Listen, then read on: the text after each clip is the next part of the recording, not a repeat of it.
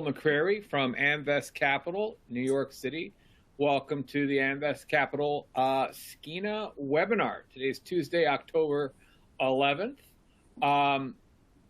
We have with us today Katie McKenzie, the Director of Communications, and the President and Director of Skeena, Randy Reichert. Very special to have Randy here today. Thank you all for tuning in. Amvest is a New York-based specialist investment management and corporate finance firm focused solely on the natural resource sector. Please note that this event is most definitely for informational purposes only and is in no way a solicitation or recommendation of security. A few things before we dive in. Please ask a question of management. Just highlighted that, send that in to us, and we'll ask the question live in real time. If you like what you're seeing right now, you can share the event. It'll set up a Twitter, a LinkedIn, and an email. As always, the link that you use to register for the live also works for the on-demand replay. So all easy to use there. With that, I'll pass it over to Randy and Katie to take us through the story, both an introduction and an update, and then we'll open it up to Q&A, and I already see a bunch of questions, and so promises to be a great event today. Thank you. Great. Thanks, Campbell. Welcome, everyone, and thanks for joining the Skeena webinar focusing on SK Creek. I know a lot of you are probably quite familiar with our story, but I'm still going to give a brief introduction for those in the audience that are new to our story, and then I'll pass it over to Randy to go over the details of our feasibility study. Some obligatory forward-looking statements. Skeena's assets are located in the Golden Triangle of Northwest British Columbia. We have two past-producing mines, SK Creek and Snip, both of which we optioned and later acquired from Barrick Gold. SK Creek is our flagship project. We currently have a feasibility study out, and we're aggressively advancing it towards production. And Snip is under an option agreement currently with Hochschild Mining, which is a Peruvian mining company. They've exercised their option to earn into 60% of the asset by spending north of $100 million. And then from the map, you can also see we have two other assets to the south of SK and Snip. These are exploration projects that we picked up through the acquisition of a small junior, QuestX. So again, our flagship project is SK, and that's what this presentation will be focused on today. A brief introduction to Skeena and our management team. Skeena has actually been around since the 1970s. Walter Coles came in 2014 and rebranded the company. So what I mean by that is, first, everyone you see on this slide is new to joining the Skeena team within the last 6 years. And then also he started looking for brownfields assets, so assets with a known resource or deposit on them. And that led us to optioning and acquiring both SK Creek and Snip. Walt's an investment banker by background. He got into the industry through his family having one of the largest, if not the largest, undeveloped uranium deposits in the US. I'm also going to introduce Randy Reichert, who will be presenting shortly. Randy joined the board a year ago this month and then came on full-time on the management team as president in April of this year. Randy came to Skeena from B2 Gold, where he was the VP of operations, overseeing their 3 international mines.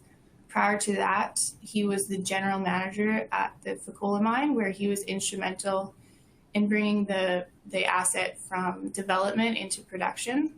He has a rich history of bringing mines online, on time and on budget, so we're very lucky to have him as a key part of the team as we drive SK Creek forward.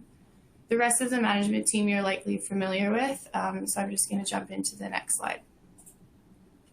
One of the reasons Skeena was so keen to get into the Golden Triangle is because of the vast improvements in the infrastructure since both SK Creek and Snip were in production. So there's been over $2 billion invested into the area in the last decade. Specifically, I want to highlight Highway 37, which is paved all the way up to Newcrest Red Chris mine, the access road into SK Creek, And then key are the 3 hydroelectric facilities, which are highlighted in blue on this slide.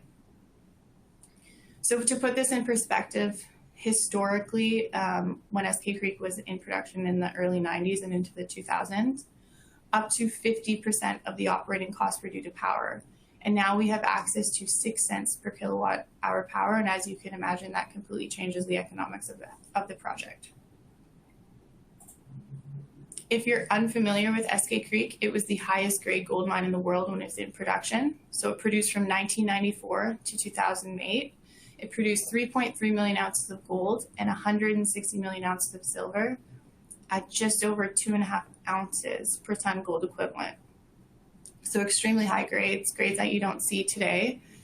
And then jumping over to the cut-up grades. So because, as I said, it was extremely remote, lack of infrastructure, as well as the commodity prices at the time were quite low, the cut-up grades were greater than 30 grams per ton when the mine was first in production, and then it dropped to 15 grams per ton. So Skeena's thesis coming into this asset was very simple. What did the previous operators leave behind that wasn't economic at the time, but is today, given the improved infrastructure, increased commodity prices? And then the other twist to the story is that historically this was an underground mine, and we're looking at it from an open pit perspective, which leads us into our 2022 resource estimate. This slide highlights our measured and indicated resources. There's also a portion of inferred. So our global resource on the asset's around over 5 million ounces at around 4 grams per ton gold equivalent. We had a 76% conversion rate into reserves. The reserve statement is just under 4 million ounces at 4 grams per ton gold equivalent.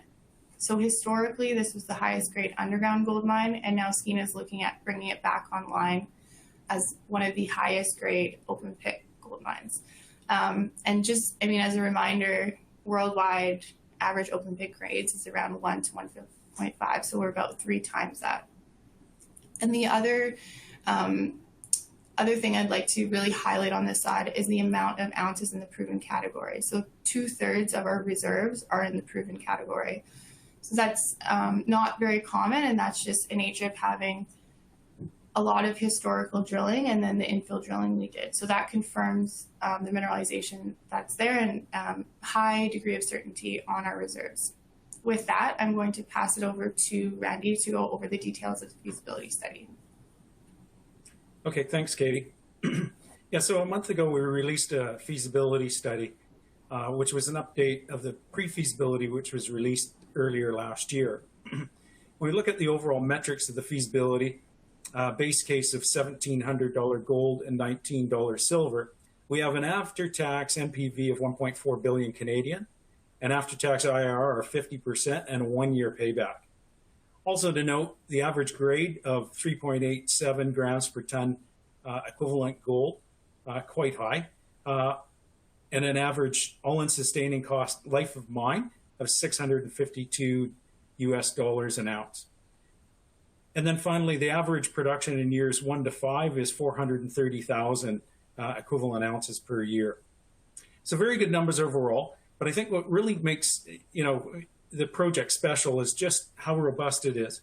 Even at much lower metal prices like we see here, $1,500 gold and $15 silver, we still have a payback of only 1.3 years and an IRR of 41%. I don't personally know of a project in a jurisdiction like this that has these kind of metrics. Next. So what differentiates SK Creek from the other projects besides the high grades? Most notably, the infrastructure that's already in place.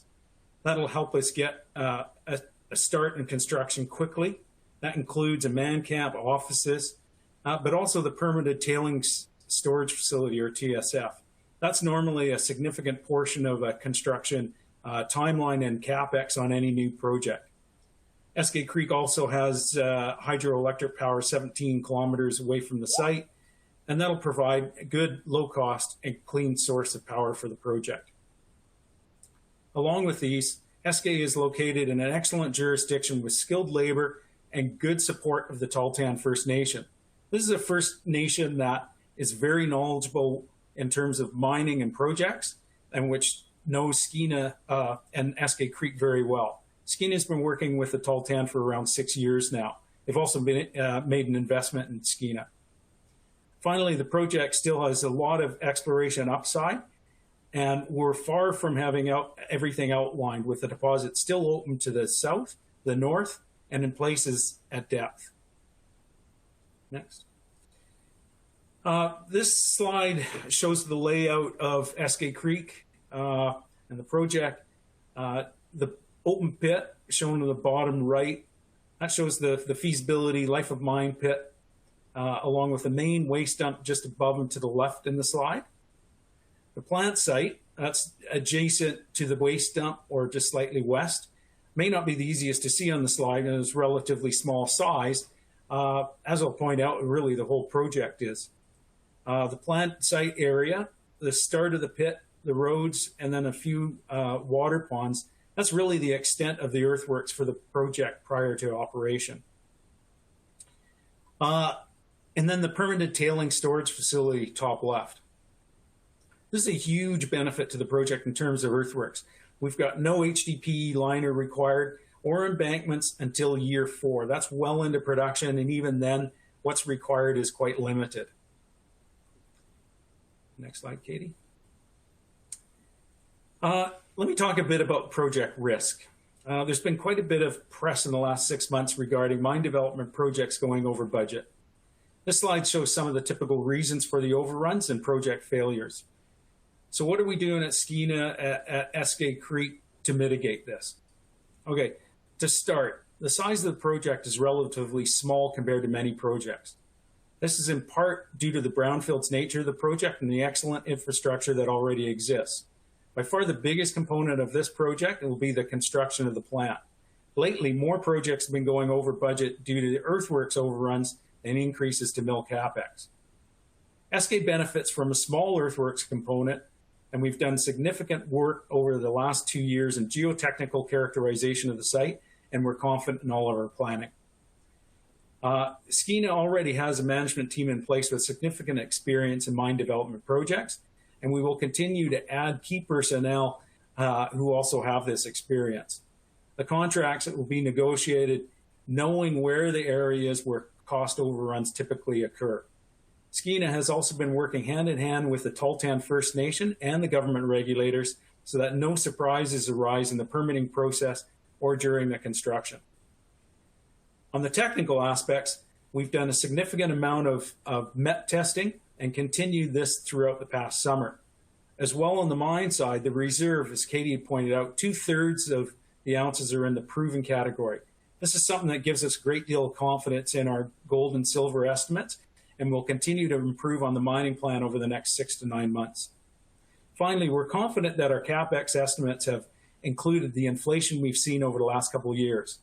The PFS, for instance, was done near the peak of global steel prices, and our updated, recently released feasibility also includes increases everyone has been seeing of late. So overall, we're confident we can develop the project within the budget shown in the feasibility. Back over to you, Katie, for exploration.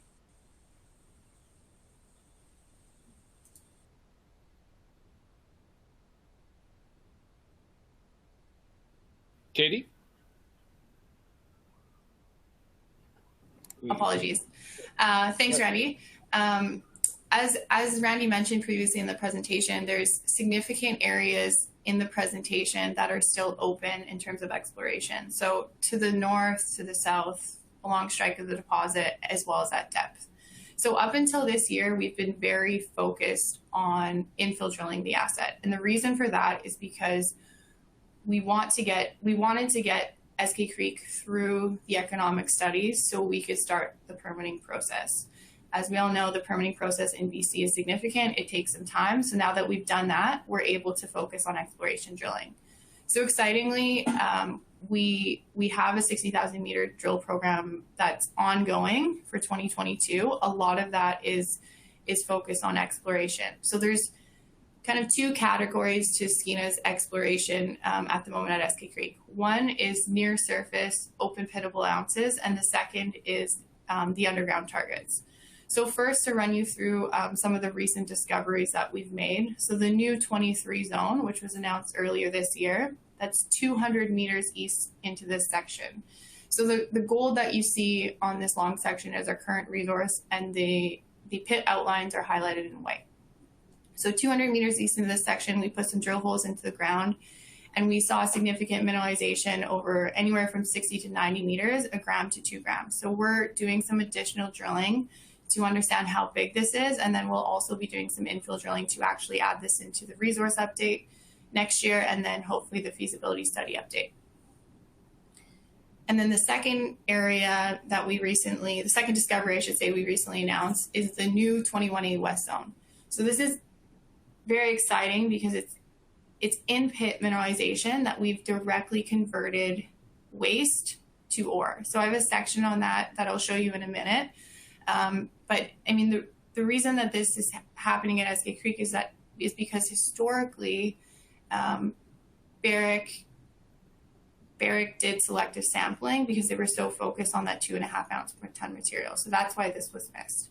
So again, it's converting waste directly to ore, and it also continues beyond the pit. So we're doing some additional drilling in that area as well to see how big that zone is. And then in terms of the underground potential at SK Creek, 2 key areas. So on the left-hand side of the screen, you can see the contact mudstone in the dark purple. So historically, this is what carried the 2.5 ounce gram per ton material. It was never explored at depth. Most of our, if not all of our deposit is within a basin, and it's faulted at that northern edge. So we're doing some exploration to understand exactly where that contact mudstone is and if we can follow it. So the exploration team is very exciting. We've put 2 drill holes into that lower contact mudstone, and we're just waiting. We're waiting for the results. And then the second area at depth. So as a reminder, SK Creek is a VMS deposit, a volcanogenic massive sulfide deposit. By nature, it comes in stacked sequences. So we're also exploring the lower mudstone units that you see in dark gray on this section. This section is to highlight the 21A West expansion zone.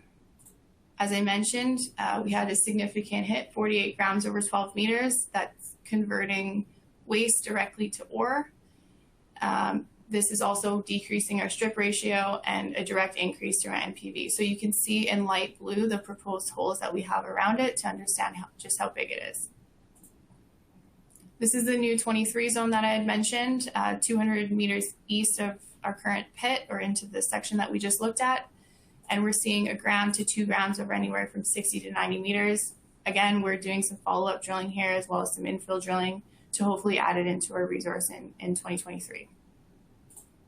And then lastly, this is to highlight 2 things. Number one, some of the infill drilling we did is highlighted at the top of this section. So as you can see, very continuous and tabular in nature when we're in the mineralization. So 11 grams per ton over 40 meters, 6 grams per ton over 35 meters, and 25 grams per ton over 35 meters. So we do not have the nuggety effect that some other deposits, epithermal vein deposits, have.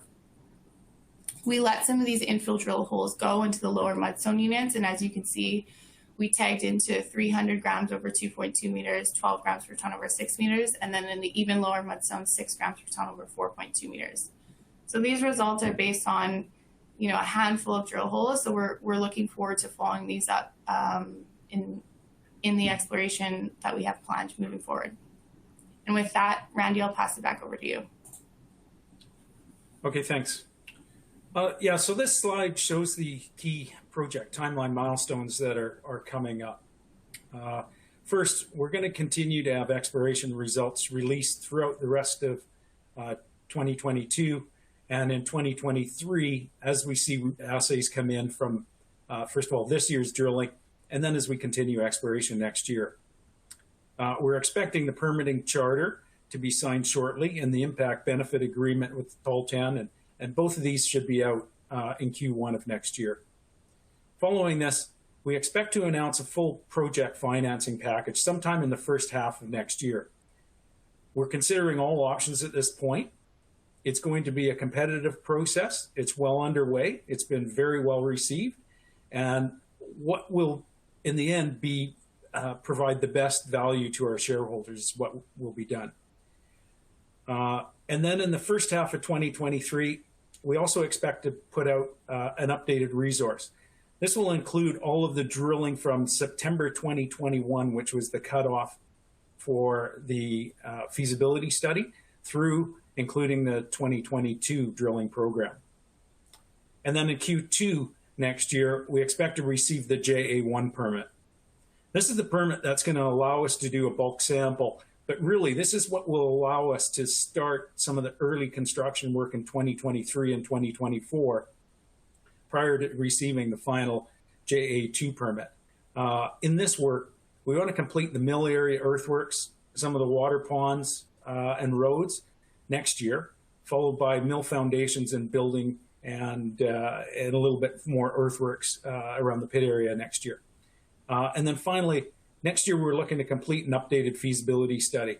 This will include the updated resource, so all of the new drilling, and then some of the changes in the mining plan, which we're looking at to increase the average overall mine grade that goes to the plant. Thanks. Okay, looking at the capital structure, Skeena has a little over 75 million shares outstanding. Our major shareholders are Deutsche Balaton, this is a group out of Heidelberg with approximately 14%, and BlackRock with around 12%. We have a handful of other funds, including 1832 Asset Management, Franklin, Van Eck, and others that hold between 2 and 4%. And we have an investment from the Tall-10 that's worth noting. We have significant analyst coverage with Scotiabank and Bank of Montreal having picked up coverage in the last few months. Okay, so that's all I have today, we have today in terms of the presentation. Thank you all for joining us, and I think we now have some time for some questions. Sure, thank you very much. In terms of the feasibility study, first half of 2023 resource update and feasibility study update, and the second half of 2023, what do you hope to accomplish beyond improving the economics, and what will that entail? Resource goals, associated exploration programs. So I guess we can dig a little deeper into the future. Sure. Yeah. So as I'd mentioned, the first key is that updated resource and getting all of the drilling, and you know, we announced not too long ago a pretty good hit a month ago that's within the design pit already. So we want to get some of those areas drilled off and get that included into the update as well. But then there's a few other things, and one of them is between the PFS and the FS, the mine grade dropped, and really that was a result of a couple things. A lot of it was an increase in the block size in the resource modeling. We've been looking at now decreasing that using slightly more selective mining in order to bring that grade back up. And the update in the feasibility, we hope, well, we'll have that new work completed for that as well. So, and all of it goes into, showing better economics. Okay, very good. Digging in on permitting a little bit, can you recap what we have so far, what are in progress, what permits you still ultimately will need, and how hard is permitting in BC and the Golden Triangle, and what's your experience been to date? So permitting in BC is a process. Nobody's gonna lie and say it isn't. It goes through. The good thing, we've been working really well with the Tall-10. They're a big part of this, and with the government agencies. So we're currently kind of doing two processes right now. The first is looking at the JA1 permit. So this is, part of, because it's a brownfield site and we've got so much, what can we do in order to kind of get started? We're working with the government regulators on this. And then as well, the environmental assessment project the environmental assessment has now started. And that's the key then to get the JA2 or final permits. So that work has started. We're kind of expecting JA1, as I said, before the summer, and then JA2, the environmental assessment certificate we're expecting kind of late in 2025. Sorry, late 2024, and then followed by the final JA2 permit in early of 2025.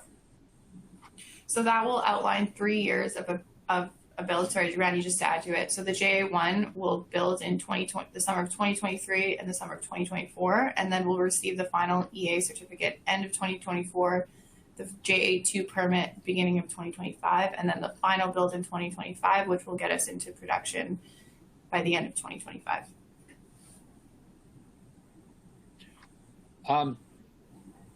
Looking at your timeline again, to get us through these great milestones into the updated feasibility study in the second half of next year, how much will that cost, and how much do you have, and just kind of, if you can just tell us how we'll pay for all these great things. Okay.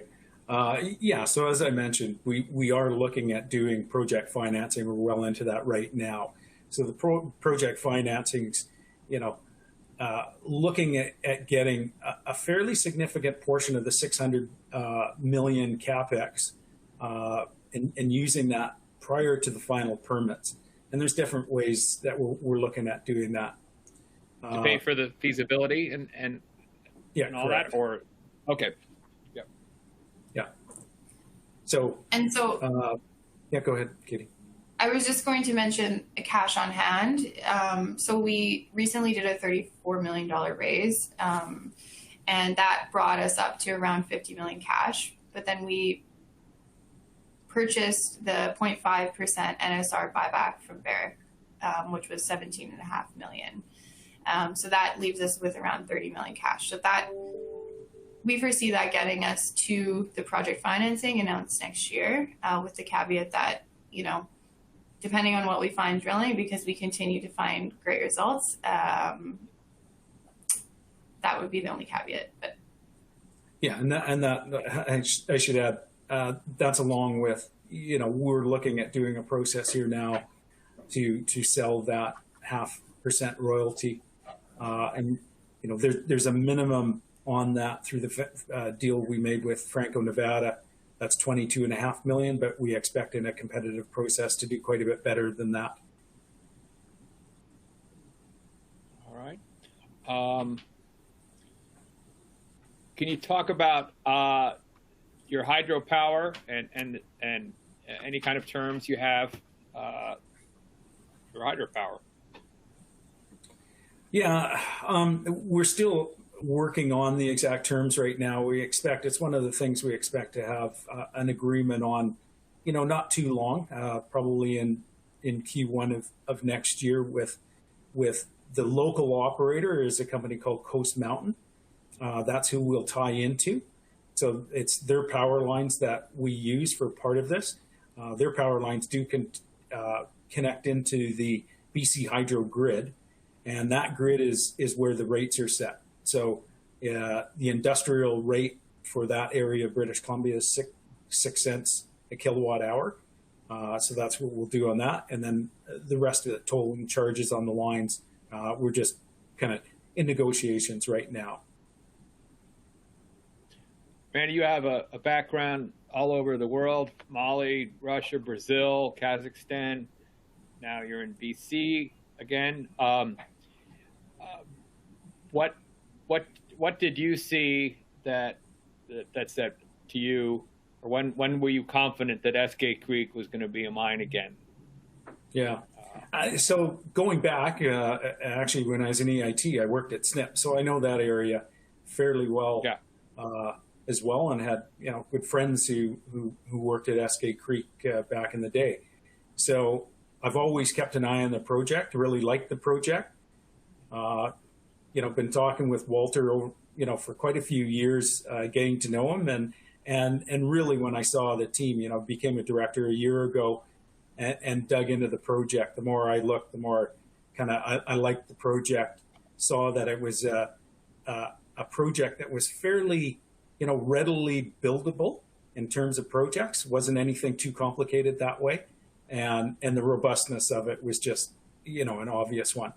I'll point out the $600 million of free cash that in the first year that will be generated from SK Creek is really why we're all here. What is convincing now of the understanding of the metallurgy? I guess in the past it might have seemed a bit tricky to people who were not in the project. Yeah, so there's a couple things in the metallurgy. First of all, it is refractory ore. In the past, it was either ore shipped directly to the smelters or flotation process like we're going to use with a concentrate shipped to smelters. Now, as the grades, of course, are lower now than they were before, we still need to maintain a fairly high recovery. So ultra-fine grinding is required for some of that. The other thing that, comes up historically, pretty well all of the ore was in the mudstone horizon. In the mudstone horizon, there's some deleterious elements that make the concentrate, less ideal. But that's, for us, really the first couple of years, we'll have a little bit elevated levels of arsenic and mercury, but well within the limits of any smelters that we're looking at sending it to. And then after that, a lot of the new ore that we're finding in the rhyolites, for instance, is much cleaner. Doesn't have those deleterious elements like in the mudstone, and that makes it a much better concentrate in terms of marketing. So those are the real challenges, kind of with the metallurgy.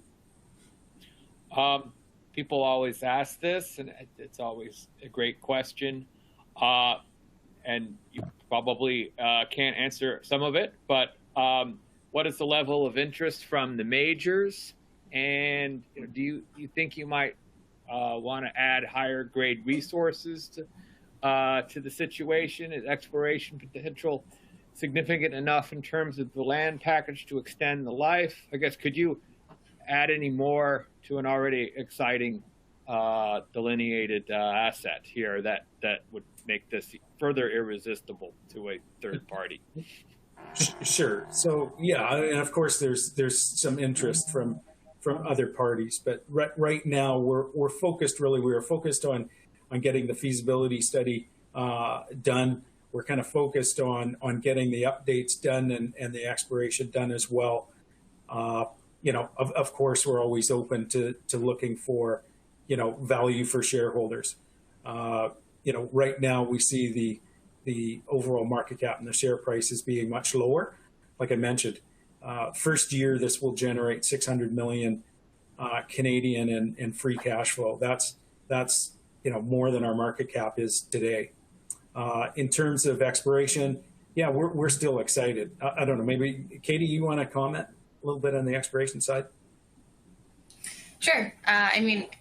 Given what the discoveries that we found this year, let alone additional exploration that we plan to do in the future, so we have no doubts that we'll be able to continue to grow our mine life through exploration, but also through sweeteners like potentially albino in the future, or potentially, depending on what happens to SNP, adding some high-grade ore from SNP. So no doubts that the mine life will continue to grow through exploration. Yeah, and underground as well. I'll point out there's still a lot of work to be done exploring the underground NEX zone and beyond. So there's a number of components we think that will add to the mine life that certainly will make this a lot more attractive to anybody, but also just provide general value on the project. You both referenced a share pullback. Always a concern for shareholders. I see an opportunity for potential shareholders, but what much as you want to answer, I want to address the market conditions. Well, yeah, I think markets in general, and not just in gold stocks, or not just even in developers, are not great. We certainly kind of got hit early on, there were a couple things I guess that happened in unison. One was some bad news out of a couple, fairly sizable development projects in Canada going over budget, and then at kind of at the same time, Barrick disposed of their shareholdings in Skeena, and those two combined, we think, kind of added to the downward pressure on the stock, kind of in from April, May, June. Katie, anything you want to add there? No, I think you covered it. Okay. Everyone brings it up once here, several times. It's minor, but can you give us the participants an update on the tailings Albano Lake issue, and then we'll move on. Sure. So a little bit of a background first. The albino tailing storage facility was used, throughout the history of the mine. It was a storage facility between the time that Barrick closed down the mine and when we got the interest. The subsurface mineral rights were allowed to expire. And a prospector came in and staked that ground. So his claim then, when we started seeing signs of good mineralization there, were that should belong to him. So we disputed that, but there was a favorable ruling done by the gold commissioner in BC that gave him the amounts in there. Now, we feel that having the environmental liability and the value of the product split between parties is a bit egregious. And so we sent this to court appealing this ruling. The ruling was, the hearing was done in late August, and we expect to hear back on the ruling sometime before the end of the year. Very good. Would you remind us of the transition from 3,000 tons per annum to 3.7 million tons per annum, and can it be accelerated? Million tons per annum. Yeah, it could be accelerated, or it could actually be put off if it's not necessary. So it's basically in year 5 that an expansion would be done. The expansion is put into the feasibility so that the levels of gold production stay higher. That means that, because there's certainly amount of a G&A that needs to be covered every year, and by accelerating that gold production a bit, it all helps cover that. That said, as we find more sources of high grade, it's one of those things that we need to look at, and we'll probably look at it quite a bit more in the updated feasibility to ensure that we really absolutely need to have it. But once SK gets into production, it's something that will be looked at. Can it be accelerated? Yes, but like I say, it can also be taken off the table if it's not warranted or delayed. Got it. We're going to wrap up soon, but I do want to ask another question. You have some interesting neighbors through the whole Golden Triangle. Would there be theoretically any synergies into the land package being extended in any direction? Is this, can it be a part of KSM or Brucejack or anything, or are you kind of your own piece there? Yeah, in terms of the project itself, it probably wouldn't make a whole lot of sense to combine it. Brucejack and KSM, the way the crow flies, maybe aren't too far apart, but it's in pretty rugged territory. So moving the ore to some of these other projects, wouldn't make sense in terms of that alone. I will point out that we did pick up some fairly big land packages in the area as well. Those we're going to start doing some reconnaissance on next year and look to maybe be drilling the year after that. And with really the premise that those could be feeder sites into the big SK mill. Katie, anything?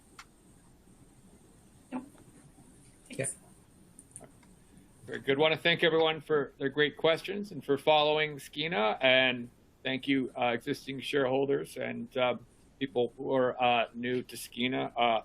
Please take a deeper dive. And Katie and Kelly are quite easy to reach over at Skeena, as I am at Amvest in New York.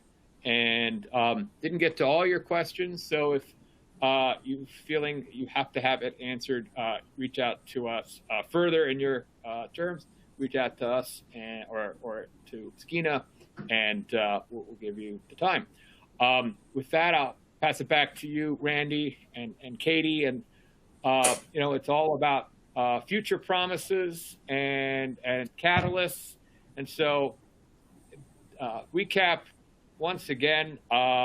You know, what are we going to be seeing in the next year and a half, and why should we be paying attention? Okay, thanks, Campbell, and thanks again, everybody, for joining us.